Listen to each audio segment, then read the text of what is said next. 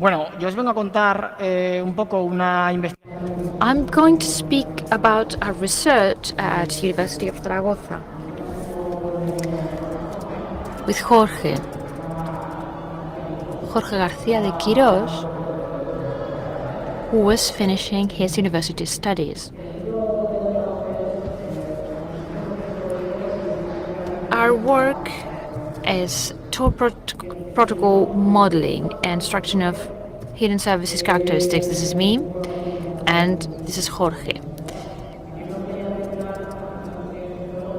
I would like to thank Francisco Montserrat Rediris for providing us with machines in order to carry out this research work.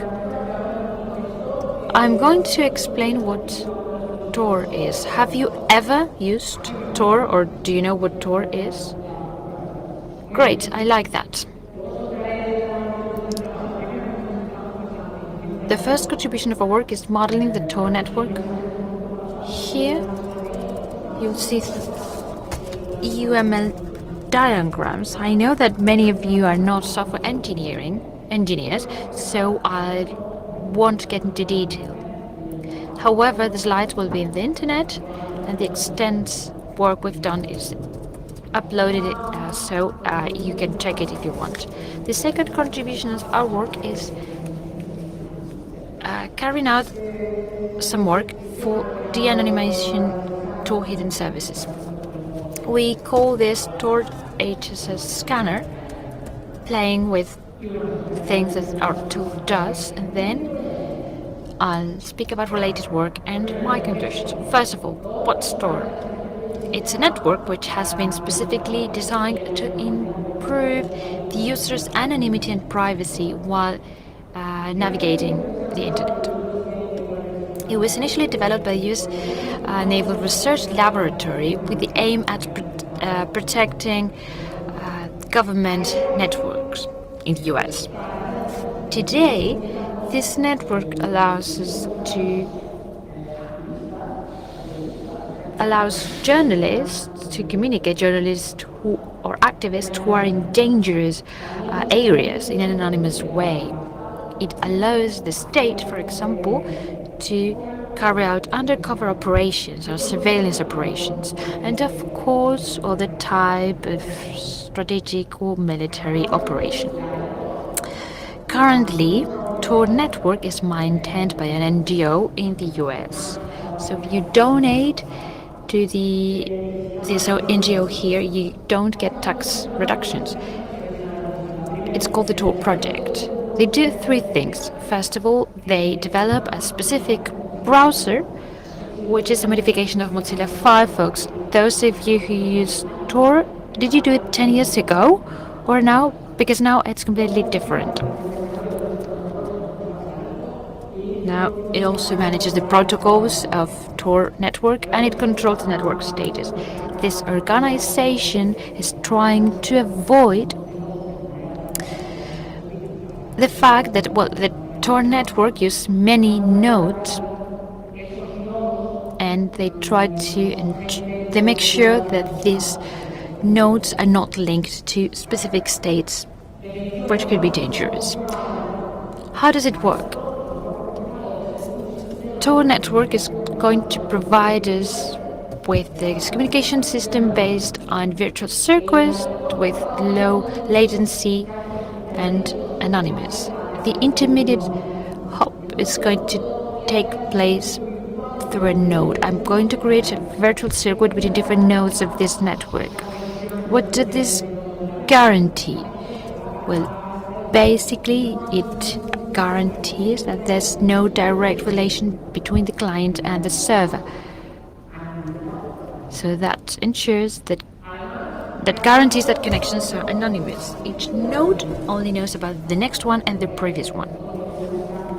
That's the privacy of the communication. Something else which is also important, all the traffic through Tor network is encrypted in layers. That's why it's called onion routing, because you have many layers like an onion.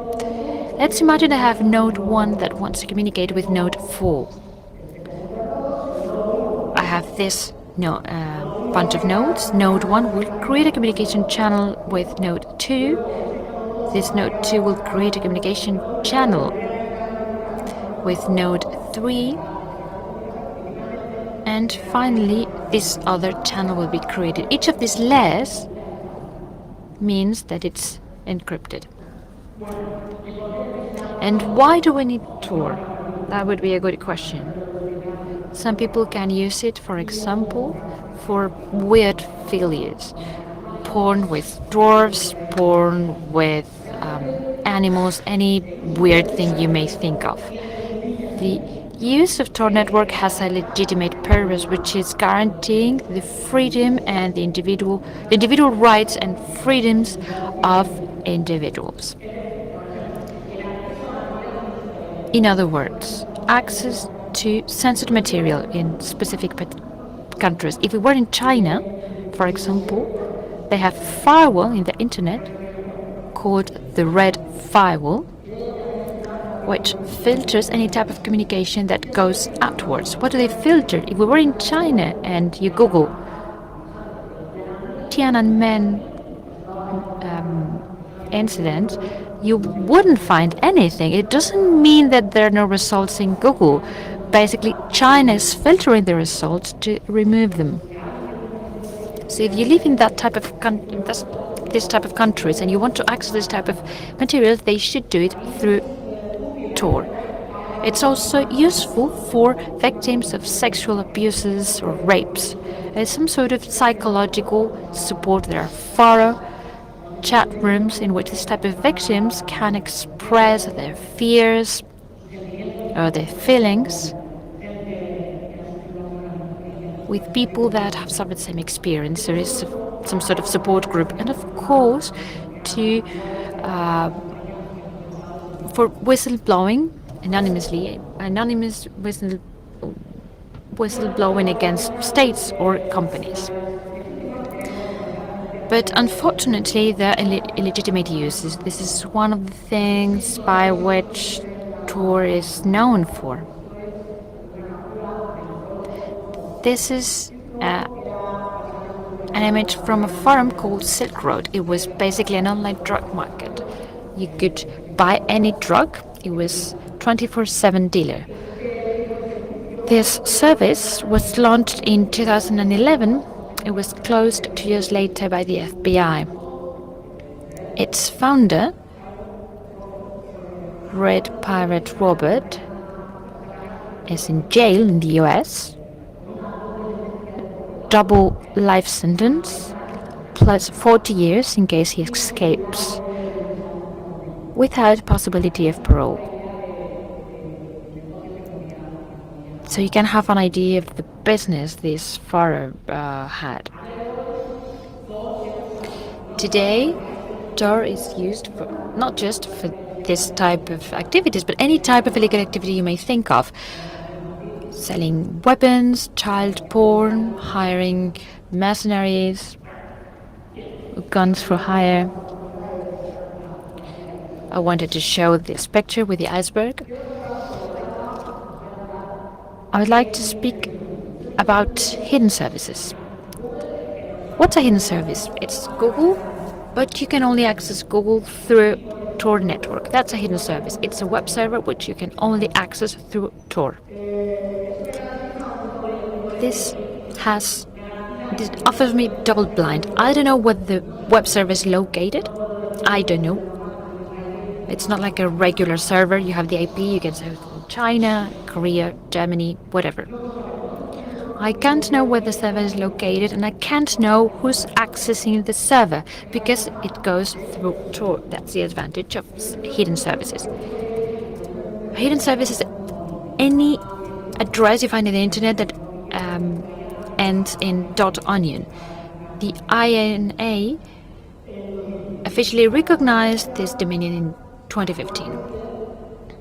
Currently, if you visit this website, Metrics Tor Project, they have the daily statistics of use of Tor network. Currently, it is made of 6,500 nodes. So far, there are 2 million unique users, and on average, there are 115,000 hidden services. In other words, services we don't know what they are. This iceberg is here to show what's the visible network, which is most people know, then the deep web, which is the web which is not indexed by search engines, and then the dark web, which are services which you can only access through Tor. I've taken this image from the internet. It's from 2015 and it shows the average users per day, per country. There are many people in the US, in Germany, France. There are some research papers that have analyzed the content of hidden services with a little bit more of detail, just using email accounts, and coincidentally, these bigger countries are the addresses that you tend to use out there, and also universities. The top 10 users: United States, Germany, Saudi Arabia, United Arab Emirates, Russia, France, Ukraine, etc. Well, let's speak about modeling to keep track of time. Daros que hay un montón de trabajos. First of all, we should know that there are many research studies and papers that have studied Tor protocol. So these are academic papers. However, I said to myself, well, we have Tor network. We more or less know how it works. But when you read the specs, you find a problem, which is that you are facing like 20 text files that are saying old school format, with no graphics, with no images, no nothing. And it has an average of 18,000 text lines per file. Imagine that you have 20 of those files. Each of those files are about different sections or parts of the Tor network. But when I say Tor protocol, I am talking about all the underlying Tor protocols, all the parts of Tor that are used to communicate themselves, to set up a hidden service. They all come with a different protocol, but we bring them all together under the Tor protocol denomination. So imagine how difficult is it to go through all these files. So this is just a daunting task. So this is what motivated our work. I come from the semi-formal side of software engineering, and as I say, there was no other work in this regard. So therefore, our contribution was modeling the Tor protocol through UML. And then you may go and say, well, I studied that at university and it was fully useless. So who continues to think that? Well, if you think that, you've been deceived. Tor is useful because at the end of the day, this is a language that we software engineers speak. So if you get together with a Chinese or with a Russian, no matter whether you speak Chinese or not, at the end of the day, we will understand each other through UML. And our objective was also using the UML graph in order to see whether the models require any further design for their implementation. So we are still at the modeling phase, which is the first step to do this model verification. This I'm telling you about model-based verification that has been used before, and actually I used it through Modbus protocol, and others have used it through EMV cards. Therefore, this is nothing new. If I get the protocol and then I do formal verification, surely I will find the design flaws, which is good. What else do we have in the Tor network? First of all, types of nodes. The first one is Onion Proxy. That would stand for the client. You at home, you launch the Tor browser and then you become a proxy. Then we have the main element of Tor network. By default, port 9050, and these nodes are maintained by volunteers. Depending on where you are in that virtual circuit, there are three types of nodes. First of all, the guard node, which is the entry node to Tor network. Then we have the exit node, the node you use to go to ordinary web, and then the middle node in between the two other ones. Then we also have hidden service node, that is to say services only available through Tor network. Notice that Onion routers will be divided in others, so this is a class diagram. And we also have directory nodes. Directory nodes allow me to obtain information about the current status of the network. Then we also have authority nodes. Well, there are only few authority nodes. There are only 10 of them, and they are selected by the organization. And authority nodes maintain the status of the network. Directory nodes obtain information, and then authority nodes will process that information and will maintain status of the network. Then introduction point and rendezvous point. So these are special type of nodes, especially when we are talking about hidden service. They are aimed at allowing clients to connect to hidden service. Then we have hidden nodes. Hidden nodes are a special type of nodes. Let us say that they are kind of a guard nodes, but unlisted. So the nodes that you use to go to Tor network are public, and they are published in a list. So if I am a state, for instance, China, and I want my users not to go into Tor network, I just get hold of the list and I block off those nodes because they are public. Bridge nodes are nodes that allow me to go to Tor network, but they are not listed, they are not public. So therefore, they facilitate connection to Tor network. What else? HS directory. So these are nodes that keep the list of hidden services that are available at Tor network.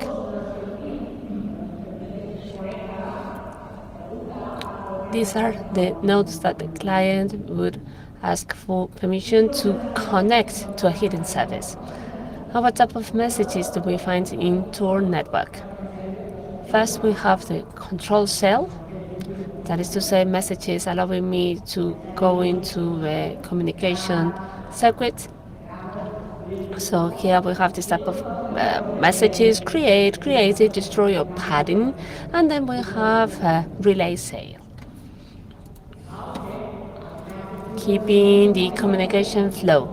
Communication flow goes through a Tor circuit, and then the Tor circuit may have more communication circuits simultaneously. So we start here. So far so good, isn't it? So this that we have here is a client who wants to connect to Tor network. So this is a set of steps that are followed to establish the virtual circuit of communication. we see one of the nodes being connected. This is the encrypted layer. So this is the connection asking to extend the circuit. This is the message: extend the circuit to another node. So information is encrypted with the key of the first node and also with the key of the second node. Then the second node receives this information and says, okay, I'm already connected. And then again, connection will be created with a third node. Well, how many nodes do you need to create a circuit? You need a minimum of 3 nodes on the left and 3 nodes on the right. So that is to say, a minimum of 6 nodes to go from one end to the other. So regarding internal communications, will be here. This is the message that is being sent. And then external communications show on the right. So here we have very many nodes. We have created a circuit with very many nodes. And at the end of the day, we are exiting to the internet. Well, to any website. So here it tells me that this connection is not encrypted. Bear in mind that this is the node, the exit node. All the information here is TLS encrypted because it goes through Tor network. So this is, well, I have a better flow diagram than this one that I'll show later on. This is hidden service announcement. For that, a circuit is created, asking it to select a number of nodes, and then a server of hidden services receives information about all the entry nodes. This is a bit more complicated and it's a bit difficult to read. It's more complex. Okay, so what type of behaviors do we find in these nodes? By default, all nodes in Tor network follow all these behaviors. Updates the network through consensus, it also updates the scripters, and it also controls the circuit.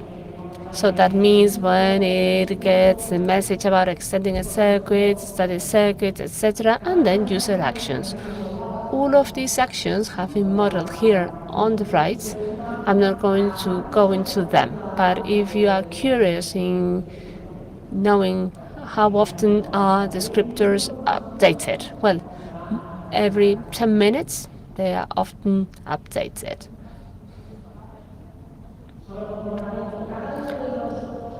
Now, node behaviors. Each node or subnode will have different behaviors depending on the type of error in them. Ordinary onion routers will just send messages, and that will be it. And then, of course, locating the scripter.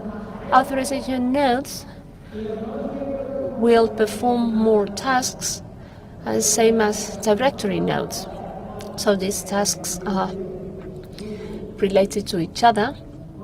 So we have the directory node informing about the status of the network, and then the authority node maintaining the status of the network. So now the anonymization. Here we designed an automatic system to access to 2 hidden services to retrieve information and to de-anonymize them. We have recovered some 1,800 hidden services addresses, and now out of these collected addresses,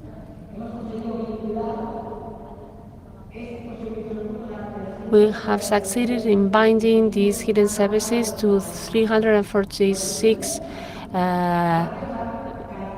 devices available in the visible internet system. And we managed to do that thanks to similar characteristics in them.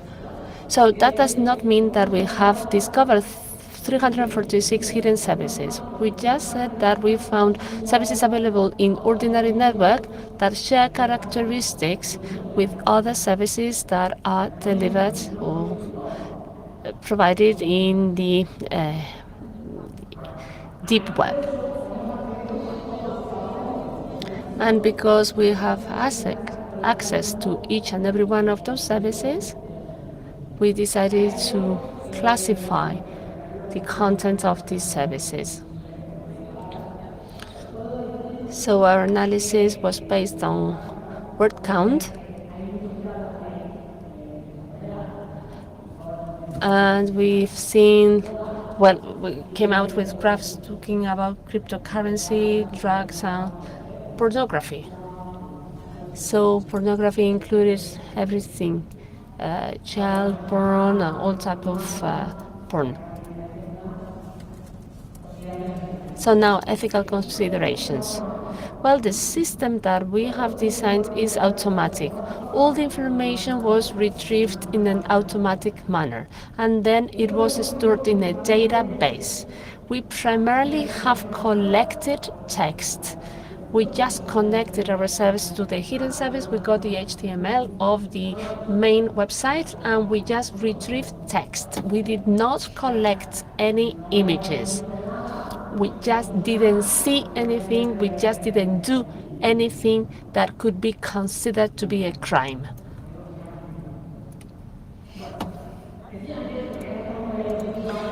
Well, I said before that I would skip a slide, and I did it on purpose because I wanted to show this diagram, because this one is self-explanatory. So on the left we have a user, and on the right we have a hidden service. And in between we have a number of routers. Each of these routers are representing nodes in the Tor network, and they all play a different role. The first one is for hidden services, a directory. The second one is an IP node, and the last one is RP node for rendezvous. Well,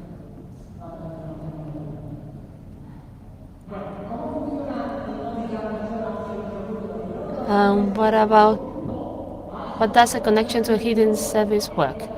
Well, the hidden service, we choose a number of random nodes in the hidden network, and we'll name them as IP nodes. And it's the first step. Okay, you've been chosen. You will be my IP node. Once IP nodes have been collected, they will be sent out to this directory of hidden services. Go and say, look, this is me. I am this hidden service. If someone asks you about me, these are my IP nodes. So far, so good. Thing is, now the user wants to visit the porn site and then goes to his Onion site. I don't know whether you've seen an Onion address. It's often a very long hexadecimal address. I don't know how many characters are there in it, but let us say 6484, both letters and numbers. Then the Onion address is entered, and then requests will be redirected to an HS directory.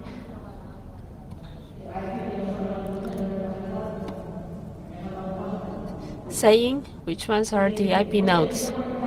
And then it goes and says, look, I want to connect to this hidden service. And then on top of that, I want to be here. And that would be the RP node. So the client chooses the set of nodes, the set of RP nodes, where he wants to meet the hidden service. Once the HS dir tells him about the IP node, communicates this information to the IP node, and the IP node communicates that to hidden service. And what happens next? The hidden service establishes a sequence with the RP node, and from there communication takes place between the hidden service and the user. Each of these arrows stand for a Tor sequence. This is not direct communication. This is a virtual service that takes place through the Tor network.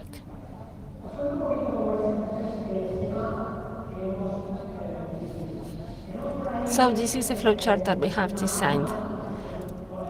We have a machine there, which is the Onion proxy, which is being connected to Tor network and which is collecting addresses. It is, as I say, collecting each and every one of the main sites of these services. Basically, this is a crawler designed in C. It is there, we feed it with onion addresses, goes to onion addresses, tries to establish an HTTP and HTTPS connection, and if it is successful, information is stored in a database. So this is the collection of hidden services addresses. The second part is the anonymizing. All the characteristics and information that we go through HTTP and HTTPS, that is to say all the headers, all the metadata that was generated is stored. So in case of HTTPS, fingerprint SSL, the dates of the certificates, etc. All that information has been checked against the information available at Shodan database. Are you aware of Shodan? Well, Shodan is like a mega computer which is there listening out to everything that takes place in the internet.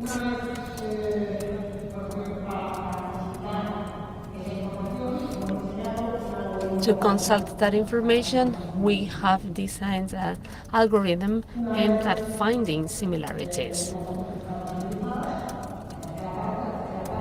After the anonymization, we moved on to categorization. That main site, HTML, with each and every of the services have been classified in four categories: drugs, sexual content, cryptocurrencies, and terrorism. And we have defined a number of key terms for each category. So in case of drugs, LSD, weed, speed; for terrorism, jihad, explosive, you name it. For each of those HTML, we tried to see whether we could fit them into a specific category. What we did here was just the word count. So this is kind of a bit ugly. We could have fine-tuned it a bit, but that's the way we did it. So imagine that I have a hidden service on the internet with very many links to Bitcoin sites. Imagine that I don't take care of that. What happens? That at the end of the day I will have lots of Bitcoins because Bitcoins. That does not mean that I'm dealing with Bitcoins. However, the system will classify it as Bitcoin. So regarding natural language processing, we have used NTLK as well as Python. Experimental results. So the system to collect onion addresses have captured or collected 17,328,000 addresses. So we only successfully connected through HTTP and HTTPS connections to 1,796 addresses. The timeout set was of 30 seconds. What happens here? You can configure hidden services in different ways. You can use an ordinary Apache or an Apache, which is limited and restricted to some users only. Or for instance, access can only be gained through an encrypted key or specific certificate. And if that were to be the case, we could not connect to these hidden services either. Another problem that you may find is that hidden services often change their domain. Something that we didn't do and other researchers have done, and probably will be what we do next, is to do screenshots of that home screen and then to check different domain names with the same content, because many hidden services have illegal content in them. They often change their domains. So the results are the following: 30% of those bounded to 10 devices. So we have 19.3 here of devices equaling to one device. That does not mean that that server is actually providing the hidden service. Well, perhaps we just got the server of the language and the timestamp. And many internet services contain that very same information. However, we have also had some successful cases.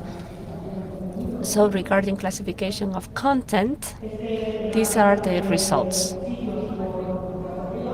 This is a list of sites per category: cryptocurrency, drugs, sexual content, and the lowest one being terrorism. Regarding the languages where we had indexes, so we also try to make a list of hidden services.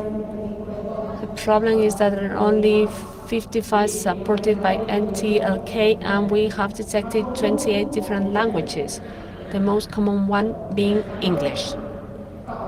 Spanish is, well, there, appears only in 25 hidden services. Success cases. An example: the anonymization. On the left, we have the ordinary service that you find on the internet through a server, and on the right, hidden service. Notice from the very same company.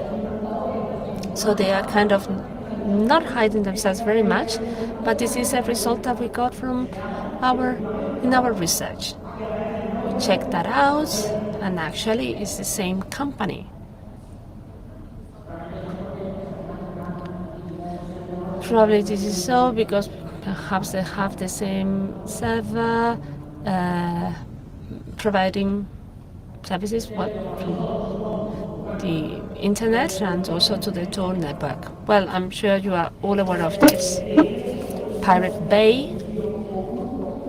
So we have the hidden service here and the ordinary service. So we have just hidden all the information. Okay, we have erased all the information.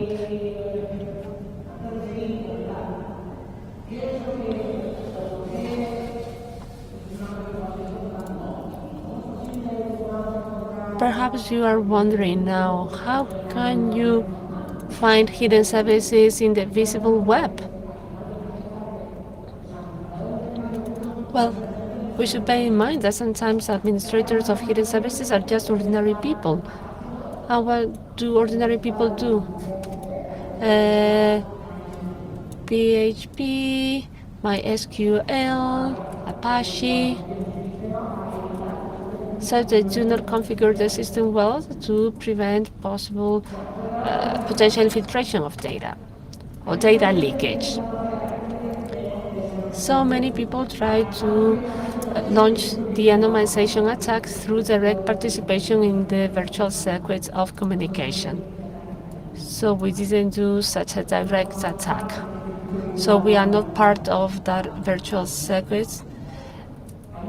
And many people also into network,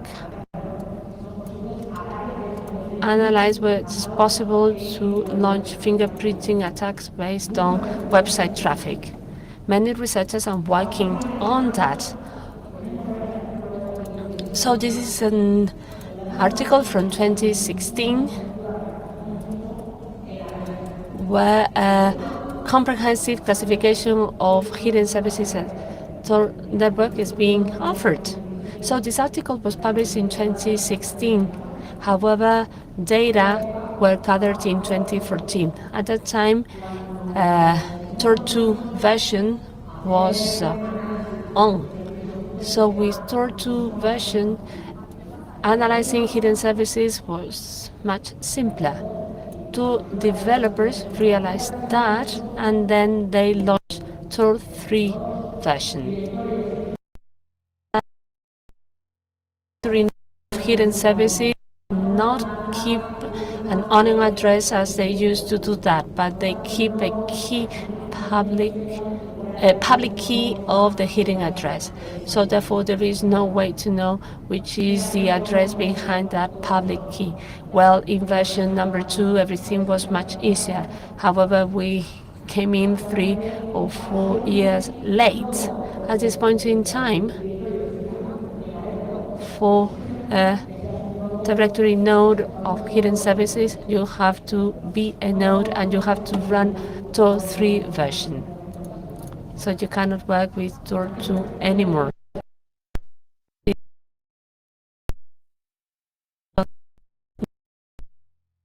I'm just sharing this information with you. We also have an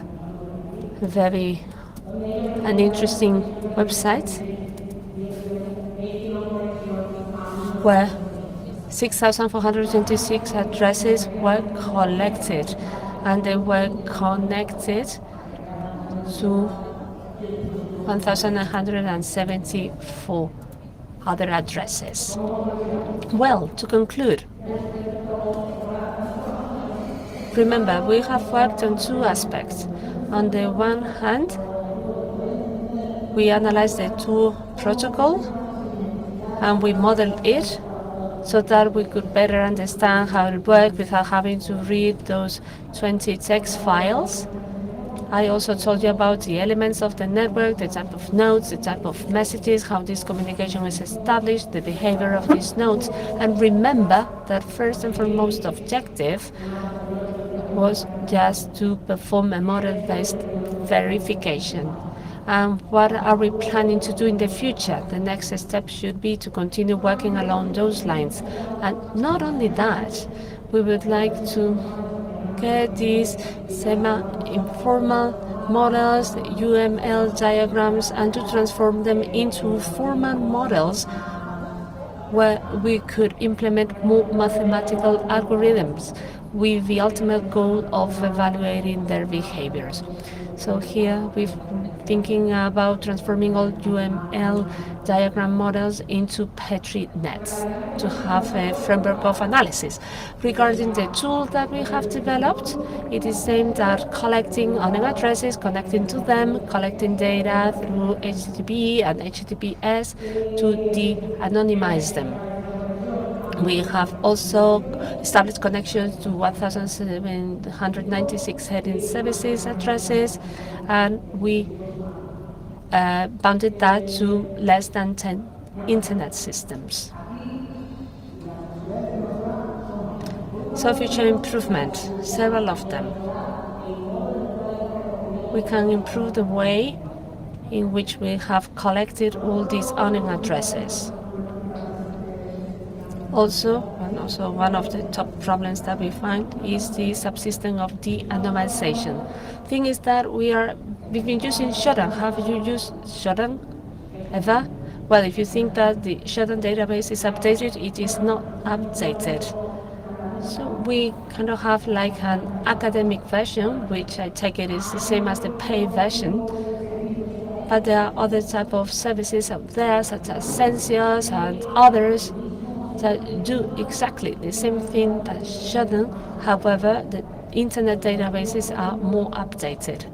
So therefore, Our primary objective should be just to change that de-anonymization to carry that out through systems other than Shodan. And then better categorization.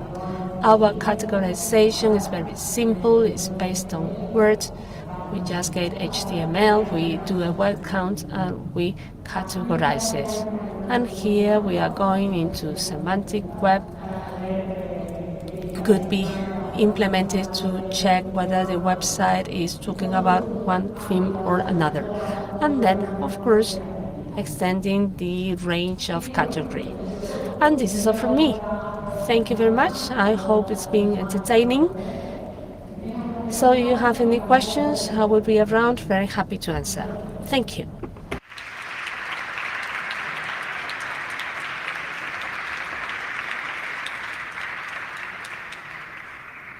Creo que tenemos tiempo para preguntas. I think we have time for questions. Don't be shy. No veo.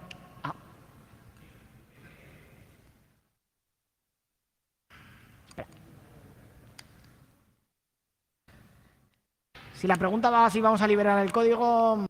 If the question is whether we're going to free the code, what's exactly UML? This is a joke, right? No, I haven't understood what you mean by UML. UML. What's UML? That's your question. It's Unified Modeling Language. It's the standard, semi-standard, used in the industry in order to model software systems. Thank you. Perhaps I should have included a slide with basic concepts. Other question here, and then at the back.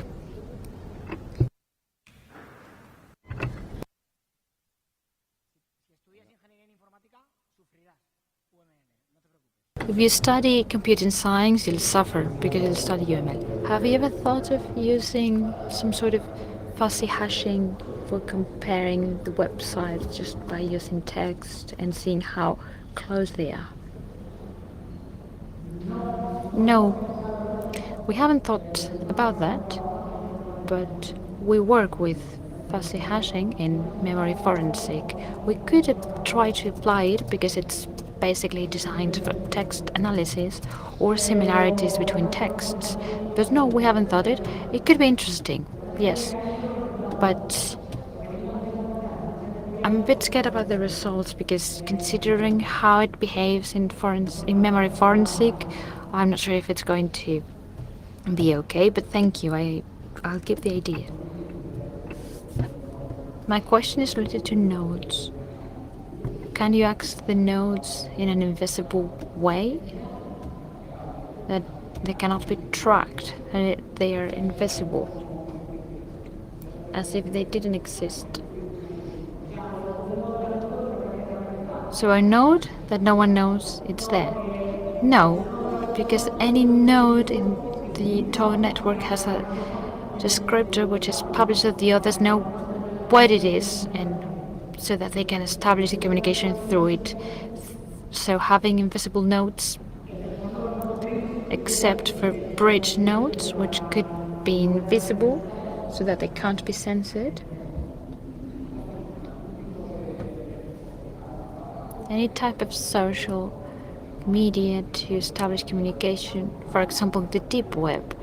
If you want to search for something, a social media for what?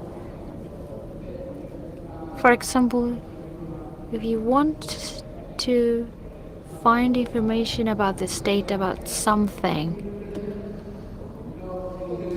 I've seen in the internet some apps, and I'm not sure about that. I don't know anything about social media for that, but tried to use a server different than Google in order to find different results. They're an email service. But that's an email provider. Is it safe? I'm not familiar with it. If I access that, they could get my data. Well, use Proton Mail, which is known by the industry.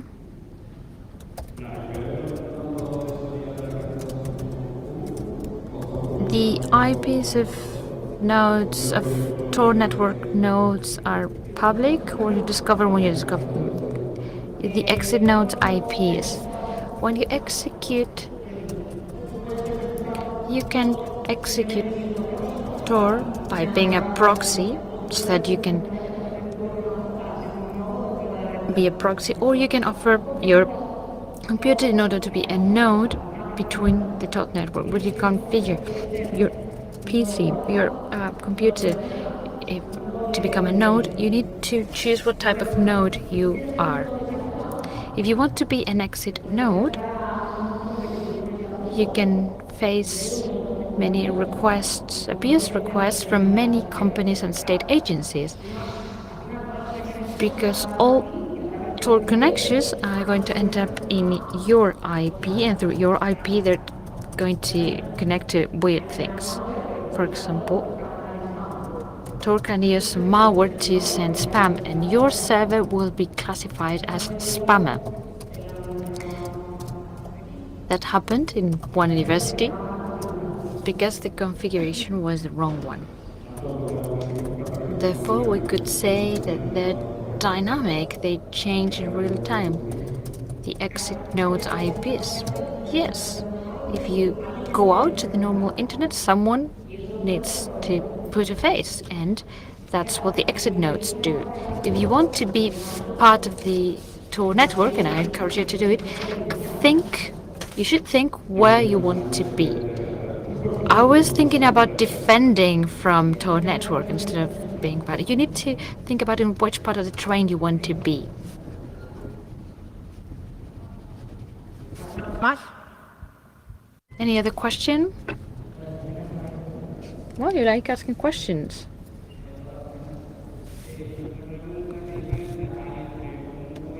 What's the difference between UPN and Tor?